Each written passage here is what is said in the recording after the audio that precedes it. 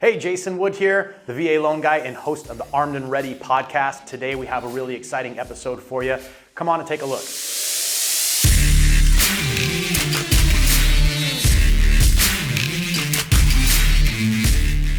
Hi, and welcome to another episode of the Armed and Ready podcast. I am your host, Jason Wood, the VA loan guy. We have an exciting guest with us today on our episode. We have Will Potts, Navy veteran and real estate broker up in Washington. And Will has served in the Navy for 20 years. We're super excited to learn about his experience in the Navy and what he's up to now. So Will, thank you so much for joining us today. How are you? Good, Jason. Thank you. And I appreciate the time. How are you doing? Pretty good, man. Excited to have you on the show. I know we got to talk a little bit about a month or so ago and got to know you a little. But our audience doesn't know who you are. And I'm interested to learn about, what makes you tick and what got you into the military. Like, what was it that was like the trigger to go, hey, I'm going to go serve my country? Yeah. No, it was, so my dad was in the Air Force. He was an instructor pilot back in the early 70s. And I grew up with that. He was in the airlines for several years. And then sometime, I built modeled airplanes throughout my youth. And then 1986 and Top Gun happened. So that really kind of kickstarted it. And then I went to college. I wanted to go to a service academy. That didn't work out. That was fine. I went to Georgia Tech and graduated. This was 93, 94. And I was kind of bumming around a golf course as a caddy and thought, well, this isn't going to pay enough. And so I need to do something else. And I thought, well, shoot, I just go back and join the Navy. So I enlisted and went to Great Lakes boot camp, then went to officer candidate school in Pensacola, and 20 some years later, retired. That's kind of the short and sweet Nice. version. Yeah. What was your job in the Navy? What did you do? So I was a naval flight officer. I flew the EA-6B Prowler. And that's what brought me up to Washington, Whidbey Island, Oak Harbor. That's where it was based. Interestingly, I was born in 71. That was the first flight of the Prowler. And I retired in 2015. And that was the last flight of the Prowler. So Oh, wow. Cool. It's no longer on, it's on a stick or it's in museums if you want to go see one. So, yeah. I'm not familiar with that airplane. What was the mission for that aircraft? Electronic attack, electronic surveillance. It's a 4-seat, 2 in front, 2 in the back. It's basically, if you know what an A6, most people know what an A6 intruder is. Yeah. You just take that airframe and stretch it to put 2 more seats behind the pilot and co-pilot. Gotcha. Okay. So any fun stories you can tell us from your days flying? Yeah, well, I had a great time. I would certainly do it again. I spent a lot of time, my first tour was in Japan, 1998, VAQ-136. It was the first time I had really been out of the country other than Canada and Mexico. And so it was quite the experience. We get over there, I fly over on a Japan Airlines flight. And then 2 months later, we're deployed to the Arabian Gulf for 4 or 5 months. And then we get back, and so I haven't really experienced Japan. And my friend and I, of all places, wanted to go to, we heard about this Mexican restaurant, which was near the base, which Atsugi base is in the suburbs of Tokyo, kind of southwest, east of Mount Fuji. So we had to get directions, and this was back before you had iPhones and all that. Smartphones, and so you had to get directions and you had to have landmarks, and we seemed to get there okay, but we can't speak Japanese and we certainly can't read it. So we come back, it's nighttime. We're not maybe 5 miles from the base, and I think it took us probably 3 hours to find a way back. We would stop, we would drive, and I said, okay, man, it's your time to go talk and see if you can get directions here. So I love Japan. I was there 3 years and got to go all across the Pacific, and it was a great time. So I was thoroughly excited to do that. That's really cool. I always wondered, because being a military aviator was my goal too. So Top Gun was also my big influence and reason I joined. And I wanted to be an aviator, and it didn't end up happening, but I was always curious about the experience, maybe your first time doing a carrier landing or even a carrier takeoff. I mean, I've flown small planes, so I know like a regular runway that doesn't move, but you've got a moving target there. How was like your first experience? Was it pretty scary? It was, I didn't know enough to be scared at that time, and it was daytime, so it was a lot different than night. And it was not far from where you are right now, off the coast in San Diego. So we flew down to North Island and then out some distance out in the water there, and that was my first experience. And I think I flew out. No, I flew aboard the Prowler, and that was my first trap, arrested landing. And then we circled back around on the flight deck. And so the first time we landed was the first time ever. And it's kind of like on a high speed amusement ride. It's kind of, it never got old. It was always thrilling. I mean, you stop from 140 some odd miles an hour in about two and a half seconds. And everything was happening so quickly. I said, I just hope I don't kill myself. And then we're spinning, or anyone else, and spinning around the flight deck, and we taxi over to the catapult. And this is going to be the first one ever. And I thought, oh man, I'm just trying to keep up here. And I remember it was the equal acceleration, and you're going down the stroke, and 2.5, 3 seconds, you're 160 plus. And it was, I thought I was laughing to myself. This is crazy. And they're going to pay me to do this. And it was exciting.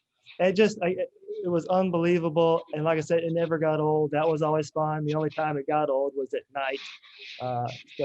But daytime was great. Yeah, I can imagine. Well, that's cool. So you got out of the Navy, retired, obviously. Now a lot of guys that were aviators kind of end up going the commercial airline route, but that's not what you're doing today, right? You're in real estate. That's right. Tell me about getting out. What did you do, and what was that transition like? Well, it was tough, Jason. I had done something for 20 years that had quite accustomed to habits and patterns and all that. And they tell you, well, it's going to be a big change. But you never really know. It's kind of like being a kid again when you're told by your parents, you better do this. And so, they don't know what they're talking about. So I retired, and I was just messing around. And I had been through all the transition courses that we had to take and all that. And I had a resume and applied for some jobs, and was looking to work at a few places, more the name places like Amazon, Microsoft, that kind of thing. And it just wasn't working out, and for whatever reason, probably mostly my fault. And so my family had been in the real estate auction business for decades, back in Georgia, where I'm from.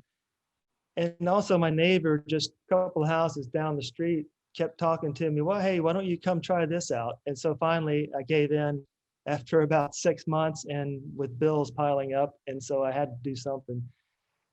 And it was great. I should have thought of that sooner. I'm never really sure why, but you get into this kind of focus on what you should do, or what you're expected to do when you retire, or what you think you're able and qualified to do. And sometimes you do something that's completely off your radar screen.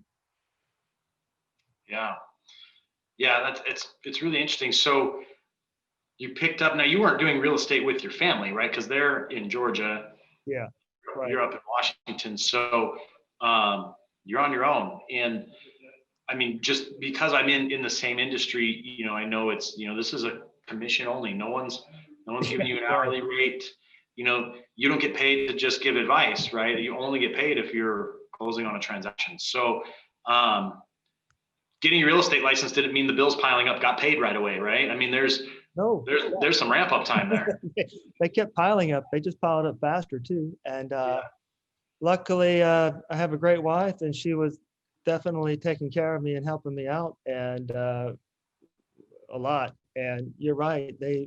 It takes a lot of money to get into the business, and then just to get started. But then, as you know, you're just starting out like anyone else is, and you're not going to be boom right at the top where you get to get all this business, right? I mean, most of the time that doesn't happen. So it didn't happen in my case, and it took some time. And you have to still pay your bills and everything else with the business and at home. And so it took a good several years before the business started to ramp up and you get more clients, and it takes a lot of effort. It doesn't, for most people, I don't think it happens, and I wasn't certainly a natural at it. But it does take a lot of work and frustration. And I think the time I had in the Navy certainly helped out to prepare me to, kind of weather the storm a little bit and tolerate all the problems and the difficulties of getting started.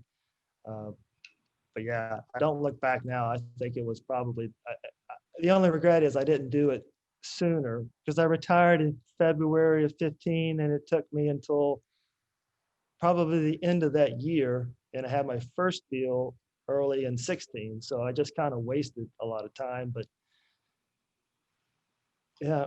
Yeah. So Sometimes you got to go through it though, yeah, the hard way the sometimes. hard way. Yeah. Feel that pain. So, you don't ever want to see again. Right. Yeah. So what's been one of the most memorable parts of your career now that you've been in real estate almost 6 years, coming up to 6 years now? What's been one of your most memorable experiences? I think I would say not my first transaction, but this was 2018 when my business kind of finally kicked in from sporadic deals. And I worked with a client who I had been with for a few years, and we had a property that we were working on selling for her, a multifamily. And it was a difficult transaction for a lot of reasons. The market at the time, client expectations, my expectations, and it just took a lot of effort. It was on the market, off the market, I think 2 or 3 times. Um, and the day we finally got that thing sold and gone, it was almost like the valve released and everything just started to kind of flow a bit after that. I mean, I got to learn a lot, what to do, what not to do.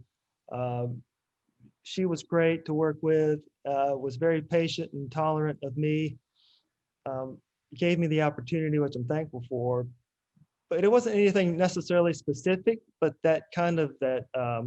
much like the first time at the boat landing, you got to go through that and experience the ups and downs. And then that's kind of what I did with this transaction. So it helped develop a lot of credibility and give me some experience and go forward. Yeah, absolutely. What have you found, in your business? What have you found that's really helped you kind of get to finally to like a level of like, all right, I'm comfortable. Okay, now I'm having some success. Is there anything maybe like a mentor you had, or just like a saying, or was it just grinding through? Like, how did you get to the point where you're like, okay, I got this now. I can do it. I'm having some success and things are rolling. Well, I remember when I first started, I thought, well, okay, I'm licensed.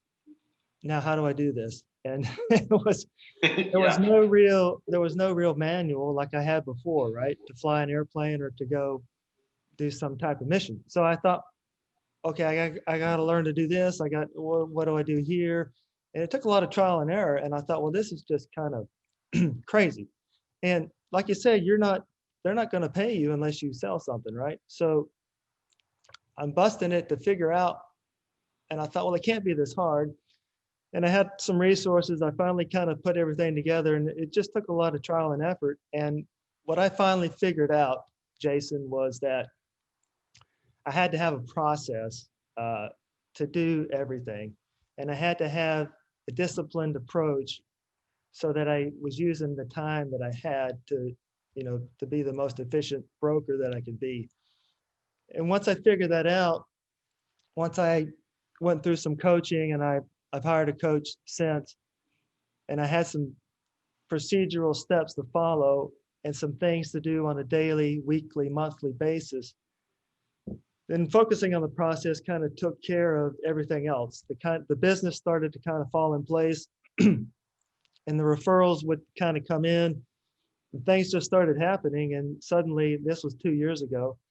So, oh, well, why didn't I think of this back in 2015, right? Yeah, yeah, And I think a lot of the time in a commission-only business, you're kind of on your own. It's you literally no one. I mean, I had help. I had a great managing broker and a great boss, and they were doing everything they could, but still, you have to sell something yourself to get paid. And it's kind of a natural tendency that if the competition, even in the same office, well, I don't want to have all the business go to this guy. So sometimes you're just going to have to fight it out and make it work. And it just took a little bit longer. I had to discover that process really from A to Z on everything from an hourly, what am I going to do in the morning? How am I going to structure my day? How yeah, do I get through a transaction? How do I get new clients? Because you got to always be after new clients. You got to have business coming in.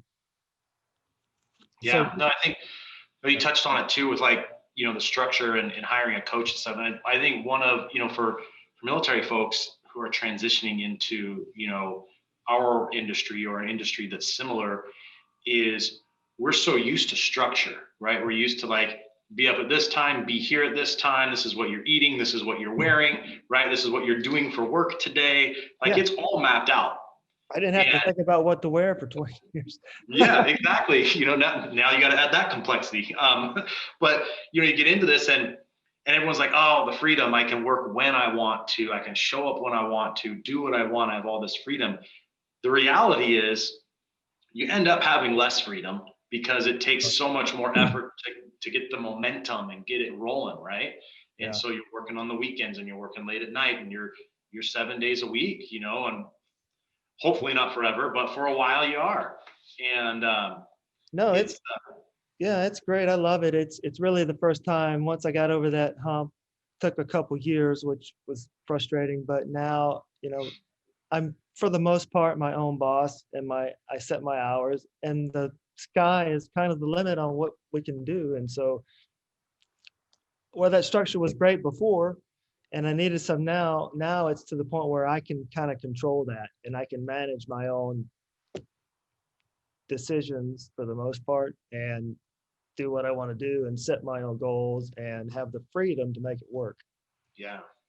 But it's interesting, as I hired a coach also, so I'm interested to hear your perspective on, hiring a coach. And I think for some people that might seem a little weird, right? If they're working at, an Amazon, for example, you probably wouldn't hire a coach to help you with your job. But, when you're in business for yourself, I think it's a necessary piece to the puzzle.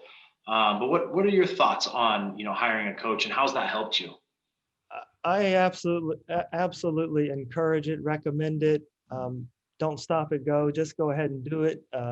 It's something I would have done from day one had I really known what to do from day one. But like I said earlier, I didn't have a manual or didn't have something to kind of look at, and I had to figure it out. I had to talk to people, but it needs to be done because you're really on your own, and to try and learn the hard way is just kind of crazy. So if you have a coach, I mean, real estate, the loan business, there's nothing really new, right, that you're doing in the business. So why do I want to waste my time trying to recreate the wheel? And so I think having a coach to help you and guide you, and that has done many transactions and much more experience than you'll ever have. I mean, I still have a great office leader. I have a great managing broker, but it's always good to have an outside different perspective. And so absolutely, even top performing brokers and agents have coaches, and I would highly recommend it.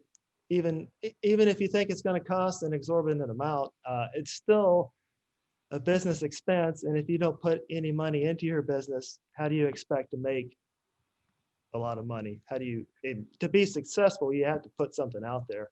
And Yeah. so I've had a coach now for 9 months, and I see no reason why to ever drop that. Yeah. No, I agree with you wholeheartedly on all of that. I mean, I hired a coach about 2 years ago, 2.5 years ago now, and it's made a world of difference in my business. And I liken it to, and you might appreciate this being in the Seattle area, to Ken Griffey Jr., right? Arguably, that guy had one of the most beautiful swings of all time. I mean, when he swung the bat, it was just a thing of beauty, right? Yeah. But as great as he was at hitting the ball, there was always someone in the dugout who was, giving him those fine-tune adjustments. Hey, you're not adjusting your hips, your legs, your wrists, your eyes, you weren't looking, or your head was here. There's always that, even the best of the best, which, Even Tiger Woods, yeah. Tiger Woods, same thing, right? It's always continuing to refine, improve that process, and improve that skill just a little bit more. And that's what really pushes you into, the top level of, what you're doing, right? Whether it's playing golf or baseball or selling real estate. It's really, I think I'm doing my clients a disservice if I don't try to make myself better as a broker. So there's really no reason not to do it. And you're always learning. And if you don't have someone to kind of push you and to show you what you don't know, because there are things you don't know that you don't know, right? So you need someone, you need a different perspective. Otherwise, you might could do a few deals a year and be satisfied maybe, but that's certainly not what I'm after. Yeah, same here. What have you seen in your market? I mean, I know, right now we're wrapping up towards the end of 2020, and it's been a wild year. I mean, the COVID thing and the economy, and there's just been so much, and the close downs and the reopenings and all that stuff. But lo and behold, our industry, the real estate industry, has been on fire this year. It's been, I think, nationwide. It's just every market is hot. But what are you seeing in your market? How is that affecting, kind of your military client base, and what are you doing there? Well, it's kind of a double-edged sword, right? For clients in the military that are relocating, which they tend to do every couple, 3 years, right? So finding housing is difficult, but on the flip side, when they go to sell, not that hard. So it's fine. Right. The market's there. So if you're moving, it's not too much of a stressful situation, because you think, well, I'm going to have this sold for the most part fairly easily. But then you got to worry about the other side of that, where, okay, am I going to be able to find something? And so you kind of go from a high to a low in terms of stress. But it's no different here.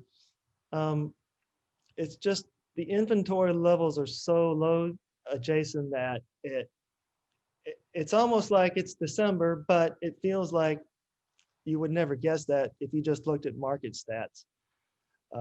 You would think maybe it's in the spring or maybe it's in the summer, but I've got 4 or 5 buyers right now that if we could just find the property, they'd be ready to make a deal. So it's really, to me, the interest rates are obviously helping out. All-time interest rates, easily affordable. You can actually buy more house.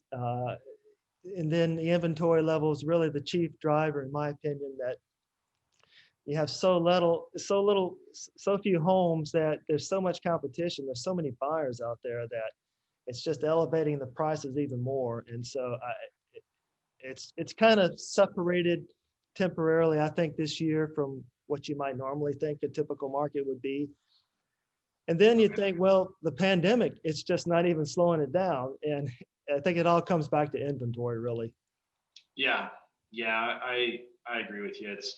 It's crazy to see, how much competition there is for each house, and how many offers are being seen, and some of the crazy things that they're putting in those offers just to try and get into that house. The competition is really steep. Yeah. I sold a house in Mount Vernon, which I said earlier was about an hour north of Seattle, and the buyers from Seattle had to sell their house to move up here to buy this one. And they put their house on the market, I think, at 600 and something, and it sold about 10% to 15% over list price. They had probably 20, 25 offers. The winning offer was obviously cash. No inspection. They basically waived everything.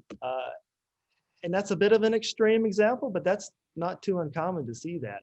So when you've only got this little bit of something that everybody wants, then you're going to have a problem when it comes time to go find a house. But that doesn't mean that you can't. It's not impossible. You just have to have, again, back to that process. You just got to have some strategies and an approach, and you can't just roll out and look in on a weekend and think, okay, I like this one. Let me go talk to a lender and see what I can do.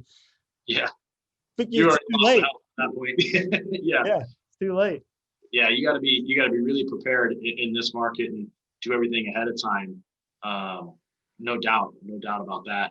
And the other thing too, I think, that this market is doing is it's kind of weeding out, those that are not so strong at it and those that are good at it, right? And what I mean is, like, for people looking to buy or sell a house, it's really aligning with the right professionals that can get it done, right? Because there's so many people in our industry. I mean, the barrier to entry is not all that steep. So there's a lot of people to choose from, and being able to find the right person to help you buy that house or help you sell that house, Right. or get you the financing, like that.